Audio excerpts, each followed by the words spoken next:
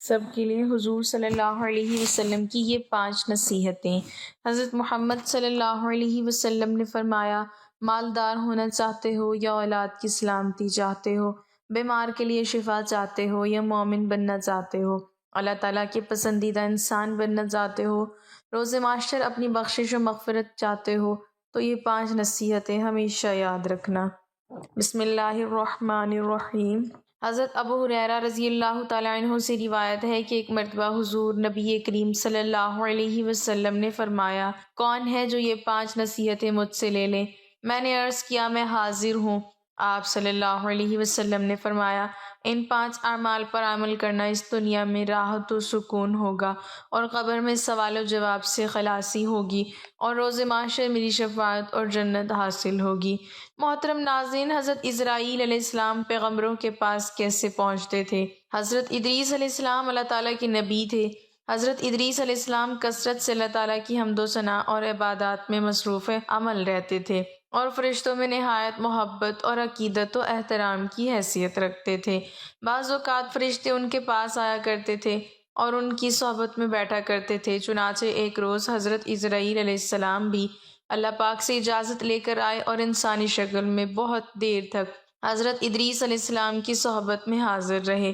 حضرت ادریس علیہ السلام کو جب معلوم ہوا کہ یہ کوئی انسان نہیں بلکہ حضرت اسرائیل علیہ السلام ملک الموت ہیں، تو آپ علیہ السلام نے ان سے فرمایا کہ میرا دل چاہتا ہے کہ تم مجھے قضائے موت سکھاؤ، جس پر حضرت اسرائیل نے اللہ تعالیٰ کی اجازت سے ان کی روح نکالی اور پھر واپس کر دی۔ اس کے بعد حضرت ادریس علیہ السلام نے ان سے فرمایا کہ میرا دل چاہتا ہے کہ میں جنت اور دوزخ کو دیکھوں۔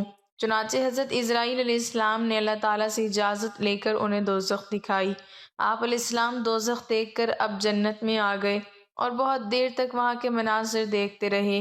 آخر میں جب حضرت اسرائیل علیہ السلام نے عرض کیا، آپ واپس تشریف لے چلیے، مگر حضرت ادریس علیہ السلام نے جواب میں کہا کہ جب تک جنت و دوزخ کو پیدا کرنے والا مجھے یہاں سے جانے کا حکم نہ دے دے، اس وقت تک میں یہاں سے نہیں جاؤں گا۔ پھر حضرت ادریس علیہ السلام نے حضرت اسرائیل علیہ السلام کو فرمایا، میں قانون خداوندی کے مطابق موت کا ذائقہ چکھ چکا ہوں اور اب جنت میں بھی آ گیا ہوں۔ اللہ تعالیٰ نے فرمایا کہ ہم تم کو اس سے نہیں نکالیں گے، لہٰذا میں یہاں سے نہیں جانا چاہتا۔ آپ علیہ السلام وہیں رہ گئے۔ ایک مرتبہ حضرت سلیمان علیہ السلام کے پاس روح نکالنے والے یہ فرشتے یعنی ملک الموت حضرت اسرائیل علیہ السلام حاضر ہوئے۔ دونوں کے درمیان کچھ گفتگو ہوتی رہی، اور ان کی گفتگو کے دوران ایک اور شخص بھی وہاں موجود تھا۔ حضرت اسرائیل علیہ السلام بار بار انتہائی غور سے اس آدمی کی طرف دیکھتے رہے، حتیٰ کہ وہ آدمی حضرت اسرائیل علیہ السلام کے بار بار اسے غور سے دیکھنے پر بڑا خوف زدہ ہو گیا۔ حضرت اسرائیل کے جانے کے بعد وہ شخص حضرت سلیمان علیہ السلام سے پوچھتا ہے کہ یہ کون تھے جو مجھے بار بار بڑے غور سے دیکھ رہے تھے؟ حضرت سلیمان علیہ السلام نے اس آدمی کو آگاہ کیا کہ یہ انسان کی روح نکالنے والے اللہ تعالیٰ کے فرشتے حضرت اسرائیل علیہ السلام تھے۔ وہ آدمی یہ سن کر اور زیادہ خوف زدہ ہو گیا اور حضرت سلیمان علیہ السلام سے کہنے لگا کہ مجھے لگتا ہے جیسے میری روح نکالنے وہ فرشتہ دوبارہ یہاں آ جائے گا۔ آپ علیہ السلام کے پاس اللہ کی دی گئی ہوا کی طاقت ہے، مجھے ہوا کے ذریعے کسی اور مقام پر منتقل فرما دیجیے، یا مجھے فوری طور پر 7 سمندر پار دور دراز کسی ملک میں بھیج دیں تاکہ میری جان بچ سکے۔ حضرت سلیمان علیہ السلام اس آدمی کی بات سن کر ہوا کو حکم دیتے ہیں اور وہ آدمی 7 سمندر پار کسی دور دراز ملک میں پہنچ جاتا ہے۔ وہ آدمی جیسے ہی اس سرزمین پر قدم رکھتا ہے تو دیکھتا ہے کہ حضرت اسرائیل علیہ السلام تو وہاں پہلے سے ہی موجود ہیں۔ وہ شخص بڑا حیران اور پریشان ہوتا ہے۔ اتنے میں حضرت اسرائیل علیہ السلام اس آدمی سے کہتے ہیں کہ اللہ تعالیٰ نے مجھے حکم دیا تھا کہ تمہاری روح نکال کر اللہ تعالیٰ کے حضور پیش کروں، اور اللہ تعالیٰ نے مجھے تمہاری روح نکالنے کا مقام اس جگہ کا ارشاد فرمایا تھا۔